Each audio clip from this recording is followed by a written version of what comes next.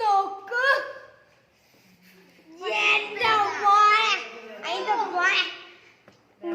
അടുത്ത പൈസ കൂടിയ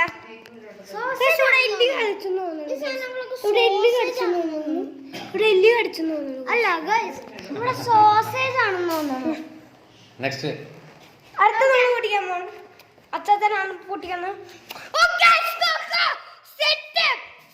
ഇത് ചിക്കൻ അല്ലെങ്കിൽ ബീഫ് ആയിരിക്കും. അടുത്ത പൊട്ടിക്ക.